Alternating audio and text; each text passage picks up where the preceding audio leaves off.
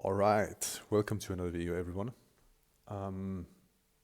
Today I want to discuss why I came to the conclusion that nobody cares about fitness. This is going to be part one of two, and in this first part, we will dive into, I think, a fundamental problem first, before we jump to the second part. To start off, let me give you a brief background of myself, so that you guys know why I came to the conclusions that I came to. So I myself, I've been in the fitness industry, if you like, for 15 years as a practitioner at least, and for about 7 years as a professional. And as a professional, I worked as a trainer. My business partner and I, we opened our very first gym in 2013, which was a strength and conditioning facility. 2 years later, we founded and started to develop a successful fitness franchise, which is currently growing over the country and in Germany. And throughout the years, I worked with hundreds and hundreds of clients. So I think I have a fair insight into the business and into the industry. And I spent a lot of time and thought on why I'm training, why people might train, and what is happening in the fitness industry at this point, and what has happened so far. And I would like to walk you through that thought process in this video. Over the last years, I started to understand for myself more and more in depth, why I'm constantly working on my body, why I'm constantly training. And that subconscious, growth of understanding actually started to create a growing gap in between clients and the fitness industry and myself. Throughout the years of my personal, practice and training, I could never 100%, if you like, subscribe to a certain discipline, to a certain, group. I never really joined, or I never could really identify with the CrossFit community, with the bodybuilding community, and so on. Pick, whichever community that you like. And interestingly, that always separated me from the majority of people. And what I always felt was that, all disciplines, they all bear a certain rigidity. So right now I know that this was sort of the fact why I could never 100% subscribe to one of those. And observing the fitness game, from the inside and from the outside, over time, I think, or I personally found, there is a common problem that, that's prevalent. And what I've learned from, working with so many people in the industry, and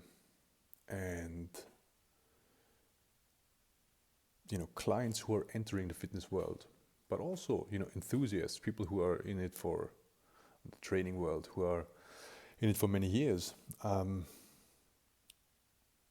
rarely do they have a clear vision of why they do it, and why they train.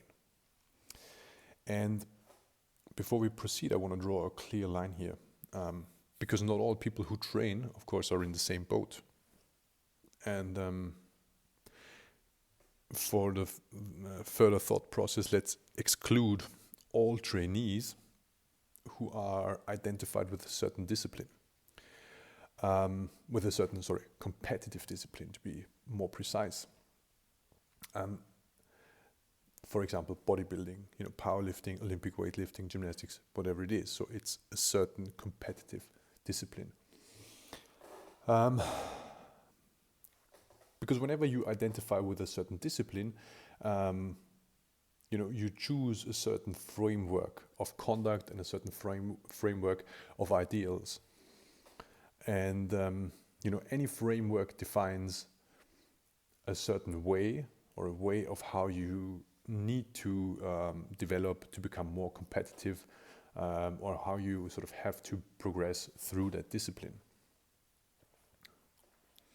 But when you're not identifying yourself with a certain discipline, and I believe that holds true for actually the majority of people, because they all subscribe to or sign up for fitness.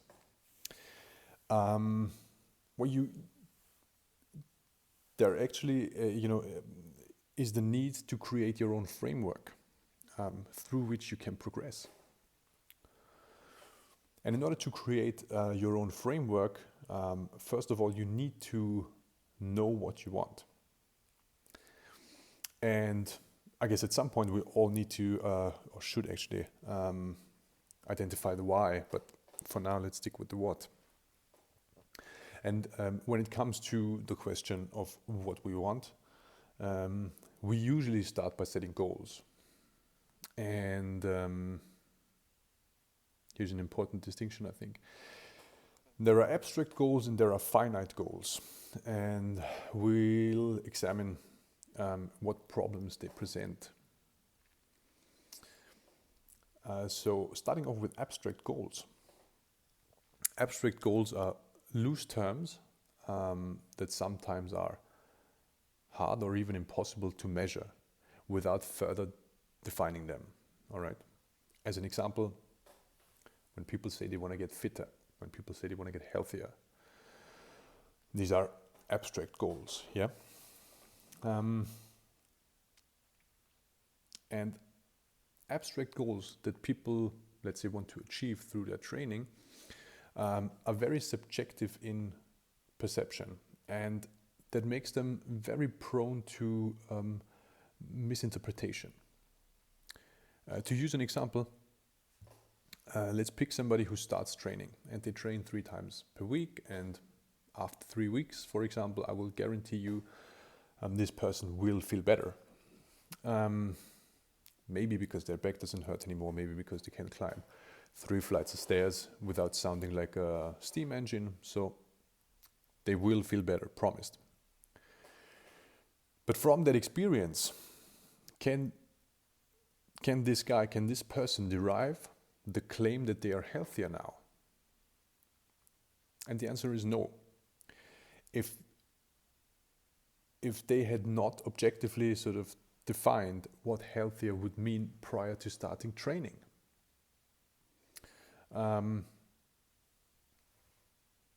Because now the problem is that adaptations, just due to moving 3 times a week all of a sudden and being physically more active, are misinterpreted as improved health. I'm not saying that there might not be an overlap, but an abstract goal without further definition, has no direction. Now, if we keep goals abstract, we will always fall into, the trap of subjective perception. And if you like to solve this issue, we have to take an abstract goal and we have to define it by choosing repeatable measurable markers. And thereby we make it finite. Now that does 2 things. It allows us to objectively, observe and measure changes. And it also allows us at the very same time to aim, at a direction. Without that, there is no, without the definition, there is no direction, and there is no means of measuring whether we are actually going somewhere. So taking an abstract goal, defining it, allowing us to have finite goals, is a necessary procedure in order to have a sense of direction. biggest problem with finite goals, I think, is twofold. Either we can play this game our whole lives, setting one goal after the other, or we achieve, a goal and then we stop. And especially if you think about the industry, the fitness industry, summer is coming, not right now, but when summer is around the corner, people start, training for 6 to 8 weeks because they, want to get in shape before they go on holiday or something. Now, once they reach the destination, they've dropped a certain weight, they stop. Reaching a finite goal and then stopping. And really, I think it's important to understand that goal acquisition by itself is not substantial if there is no greater perspective behind it. And I believe that, today we have really succumbed to this constant goal chasing. And all that permanent goal setting does really is it postpones the question of why, why we do things, why we do it, why we train in this case. Honestly,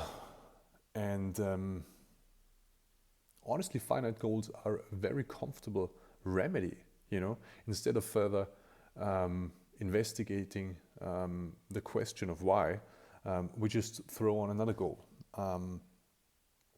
And again, finite goals can constantly be replaced and renewed and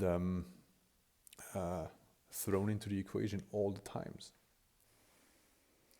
And that exactly, I believe, is the biggest problem or the greatest problem in the industry, that people never arrive at the why, beyond finite goals that they constantly, or that they set themselves. And I have found, my greater perspective, if you like, behind why I train, and understanding that this perspective makes me certain that actually nobody cares about fitness. I don't think that anybody honestly cares about fitness. And on that bottom line, we're going to finish up part 1. In part 2, we'll pick apart, how I came to that conclusion and what it is that I'm working towards, and what I believe people actually want to achieve, or what people actually want when they train. And until then, I want you to think about your training, why you do it. Do you have a greater perspective? And if so, can you put it into words? Can you clearly formulate it? And with these questions, I'll leave you to it. Never stop questioning, and I'll see you with part 2.